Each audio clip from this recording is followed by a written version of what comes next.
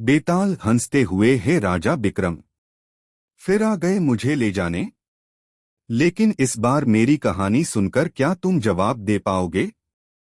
राजा बिक्रम गंभीर स्वर में बोल, बेताल, मैं तेरी कहानी सुनने को तैयार हूं। किसी समय की बात है, उज्जैनी राज्य के पास एक पुरानी उजड़ी हुई हवेली थी। लोग कहते थे कि वहां रात के समय किसी लड़की के चीखने की आवाज आती थी।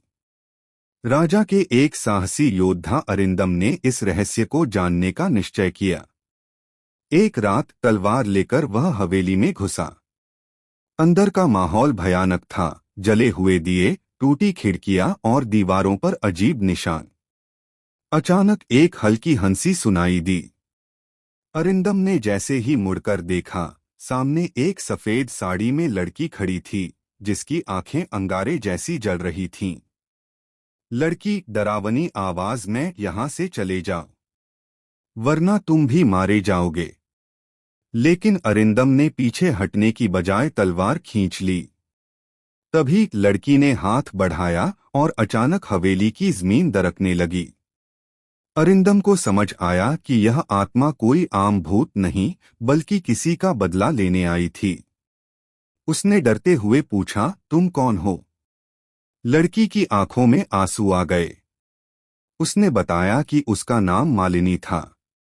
कई साल पहले इसी हवेली में उसके पिता ने लालच में आकर उसकी हत्या कर दी थी और उसकी आत्मा बदला लेने के लिए भटक रही थी। अरिंदम ने साहस दिखाकर राजा से इस मामले की छानबीन करवाई। राजा ने उस हवेली के पुराने दस्तावेज मंगवाए और पता चला कि मालिनी के पिता ने सच में उसे मारकर हवेली के तहखाने में दफना दिया था। बेताल राजा बिक्रम से, तो बताओ राजन, क्या मालिनी की आत्मा को न्याय मिला? क्या बदला पूरा हुआ? राजा बिक्रम सोच में पड़ गए। फिर बोले, न्याय केवल बदला लेने से नहीं, बल्कि सच सामने लाने से मिलता है।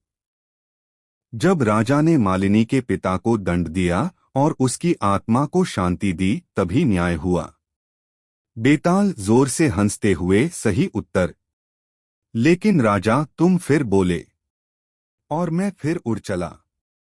बेताल जोर से हंसता है और राजा के कंधे से गायब होकर पेड़ पर जा लटकता है।